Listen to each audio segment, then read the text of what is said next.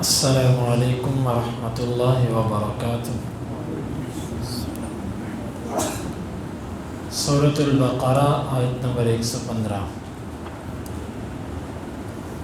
اعوذ باللہ السمیع العلیم من الشیطان الرجیم من حمزہ ونفخہ ونفثہ۔ وللہ، اور اللہ کے لیے خاص ہے، المشرق والمغرب، مشرق اور مغرب۔ فَأَيْنَمَا، پس جہاں بھی، تولو، تم پھرو گے، تم منہ پھیرو گے، فَثَمَّ، پس وہیں، وجہ اللہ، اللہ کا چہرہ ہے۔ اِنَّ، بے شک، اللہ واسع، وسعت والا ہے، علیم، علم والا ہے۔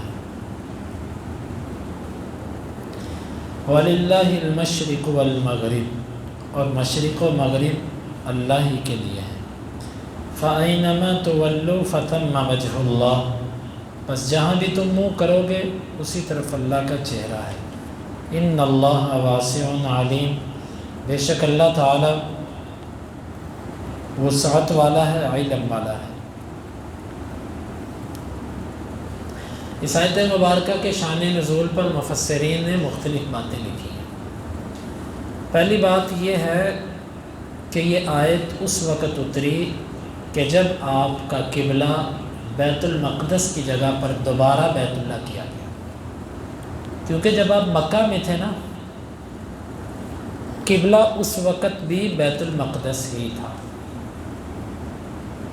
خالی بیت اللہ قبلہ نہیں تھا اس وقت میں، لیکن فرق اتنا تھا کہ آپ بیت اللہ کی اس سمت میں کھڑے ہوتے تھے کہ سامنے بیت اللہ بھی آتا تھا اور اسی سمت میں بیت المقدس آتا تھا، گویا کہ دونوں قبلے آپ کے سامنے ہوتے تھے، آپ کھڑے ہی اس سمت پر ہوتے تھے۔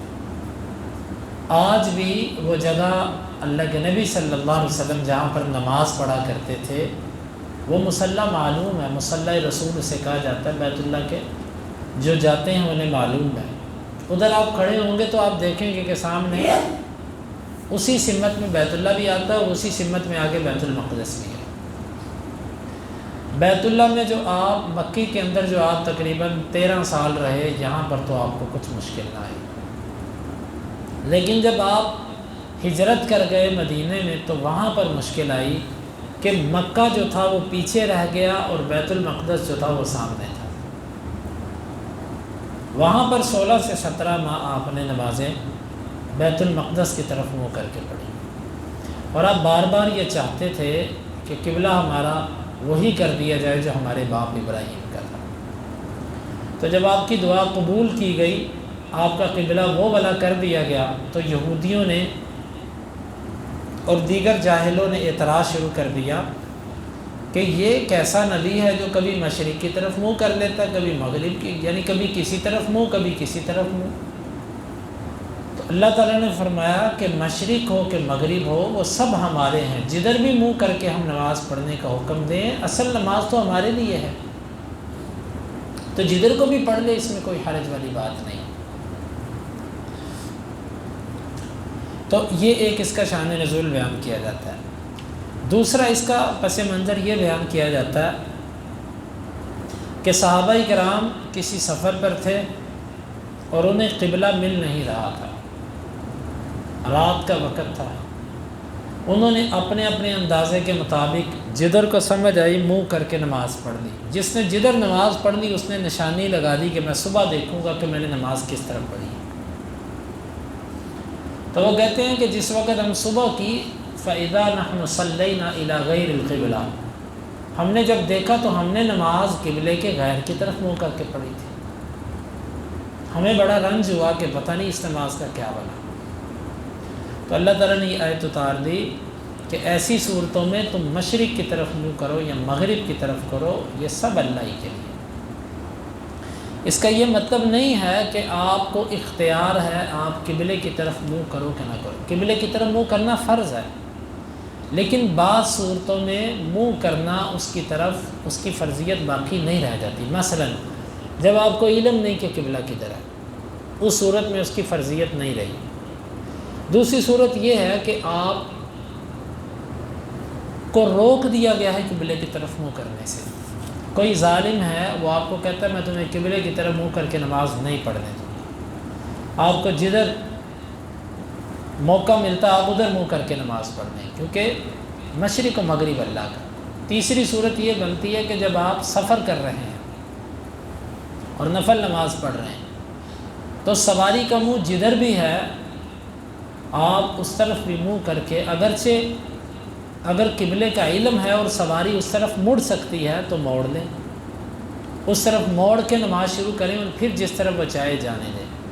لیکن اگر سواری ایسی ہے کہ آپ قبلے کی طرف اسے موڑ ہی نہیں سکتے, ہوائی جہاز ہے, ٹرین ہے, بڑی بس ہے, کیسے موڑیں گے آپ اسے؟ آپ کی سواری نہیں ہے وہ, آپ تو اس میں ایک مسافر ہیں. آپ کے کہنے پر وہ جہاز تو نہیں موڑنے لگا قبلے کی طرف.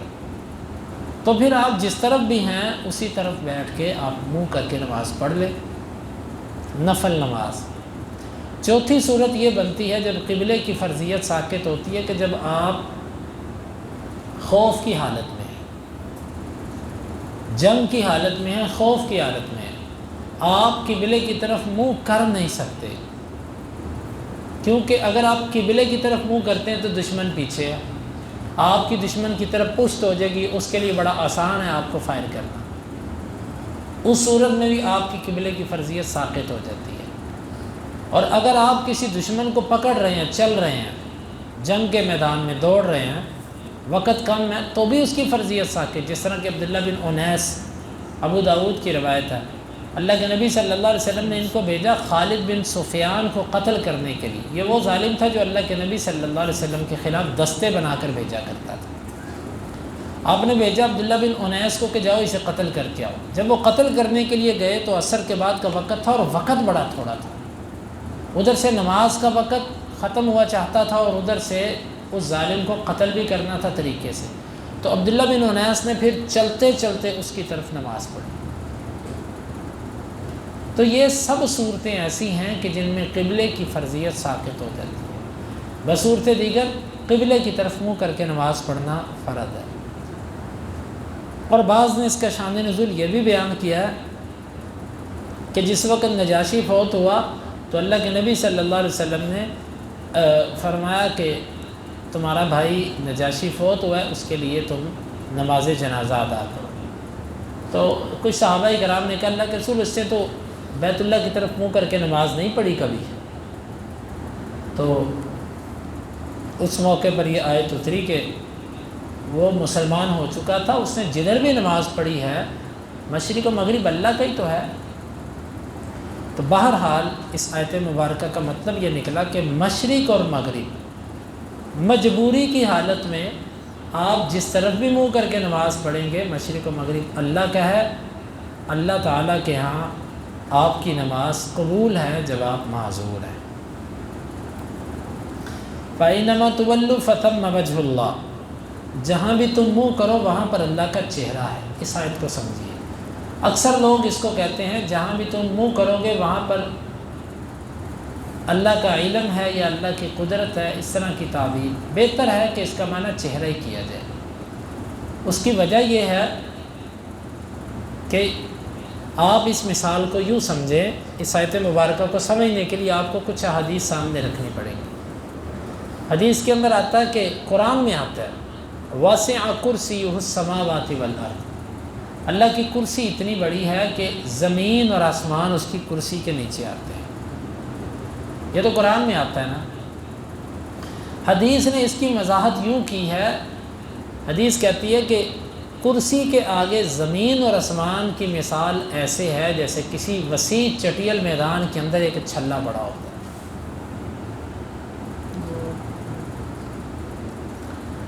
یہ کرسی ہے, اور کرسی کہاں ہے؟ یہ اللہ کے قدموں والی جگہ پر ہے. کرسی کے اوپر اللہ تعالیٰ کا عرش ہے. اللہ کی مخلوق میں سب سے بڑی مخلوق عرش ہے.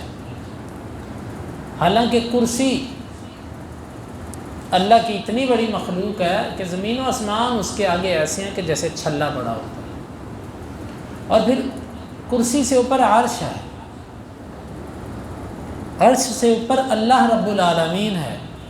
اللہ عرش پر بیٹھا نہیں ہے یہ لفظ نہیں بولنا، کیونکہ اللہ تعالیٰ کے لیے کہیں قرآن اور حدیث میں یہ نہیں آتا کہ اللہ عرش پہ بیٹھا ہوا۔ اکثر لوگ یہ بول دیتے ہیں اللہ اوپر بیٹھا ہوا ہے نا، اگر وہ بیٹھنے سے مراد بیٹھنا ہی لیتے ہیں تو یہ ٹھیک نہیں ہے۔ اللہ تعالیٰ عرش پر ہے، اس کے لیے بیٹھنا صفت جلوس اس کی ثابت نہیں، تو اس سے اوپر اللہ تعالیٰ ہے۔ اور اللہ اکبر، اللہ سب سے بڑا ہے۔ عرش، اللہ عرش کا محتاج نہیں ہے کہ جس طرح میں اس سیٹ پہ بیٹھا ہوں، میں کہوں جی یہ گدی جو ہے نا، یہ کرسی، یہ سیٹ میرے برابر ہونی چاہیے، اگر چھوٹی ہوگی تو میں بیٹھ نہیں سکوں گا، بڑی ہوگی تو یہ بڑی ہو جائے گی اور میں چھوٹا رہ جاؤں گا۔ اللہ تعالیٰ کے لیے عرش کی کوئی ایسی کیفیت نہیں ہے، وہ اس کا محتاج ہی نہیں ہے، وہ تو بس اس کی شان ہے، اس نے رکھا ہے عرش اپنا، جس طرح بادشاہوں کے عرش ہوتے ہیں۔ رب تو بادشاہوں کا بادشاہ ہے، اس کا عرش ہے۔ اب اس کو سمجھیے اس آیت کو، کرسی ہے، کرسی نہیں زمین و آسمان گھیرے میں، اور کرسی سے اوپر عرش ہے، عرش سے اوپر اللہ تعالیٰ۔ اب جب ہم کرسی کے نیچے ہیں، یہ کرسی ہے مثلا، اس سے اوپر عرش ہے، اس سے اوپر رب العالمین ہے، تو میں کرسی کے نیچے میں جدھر کو بھی منہ کروں گا اللہ کا چہرہ ادھر ہے کہ نہیں ہے؟ کیونکہ میں بڑا چھوٹا ہوں، میں اتنا چھوٹا ہوں کہ میں جہاں بھی چہرہ کروں گا، جدھر بھی منہ پھیروں گا، ادھر ہی اللہ رب العالمین کا چہرہ آئے گا، کیونکہ میں کرسی کے نیچے ہوں۔ تو جب اس نقشے سے، اس طریقے سے آپ جب اس آیت مبارکہ کو سمجھیں گے تو اس کو سمجھنا بڑا آسان ہے۔ جس طرح آپ دیکھیں نا، ایک مثال، ایک اور مثال دیتا ہوں، آپ جدھر کو بھی منہ کریں گے آگے آسمان ہے، تو اس کا کیا مطلب ہے؟ آسمان ہر جگہ پر موجود ہے، آسمان تو اوپر ہی ہے نا، لیکن وہ بڑا اتنا ہے کہ میں جدھر بھی منہ کروں سامنے آسمان آئے گا۔ اس کا یہ مطلب نہیں ہے کہ جہاں بھی منہ کرو گے وہاں پر نعوذ باللہ نیچے اللہ آیا ہوا ہے، بلکہ اس کا مطلب ہے اللہ تعالیٰ اپنے عرش پر ہی ہے، لیکن وہ اتنا بڑا ہے کہ جدھر بھی تم منہ کرو گے آگے اللہ کا چہرہ ہے۔ دیکھو رب کی مخلوق، ایک آسمان اتنا بڑا ہے کہ میں جدھر کو بھی منہ کروں آگے آسمان ہوتا ہے، جدھر کو بھی منہ کروں آگے آسمان ہے۔